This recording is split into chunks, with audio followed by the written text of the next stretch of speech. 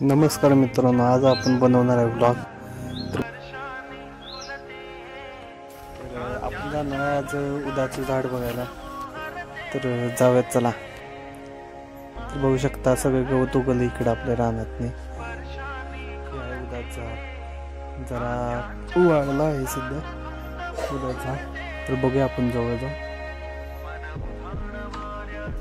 तर हे जो उदाचं झाड आहे इथली कथा भरपूर मोठी आहे। म्हणलं तर म्हणतात की ते बुवा होता, बुवाच्या जोडीतून बी पडलं झाड उगवलं, असं लोकलही मानतात त्याला श्रद्धेने हे झाडाला। तर झाड सध्या खूप वाळलंय, बघू शकता किती वाळलंय। तर ही आहे आमची विहीर। विहिरीत सध्या पाणी पण आहे, झाडे पण आहेत। हे आपलं आहे रान। रान सुद्धा पडलं आहे पडाक, तर पावसाचं पाणी लागल्यावर रान पडलं आहे। तर हे आपल्या भावाचं रान। तर शो आहे बघा आपला भाऊ अमोल। गडी शिक्षण झाले, गडी सध्या शेतीच करते, पण गडी सध्या शेतीकडे लक्ष देतोय। सगळा शाळू केलाय भावानं आपल्या।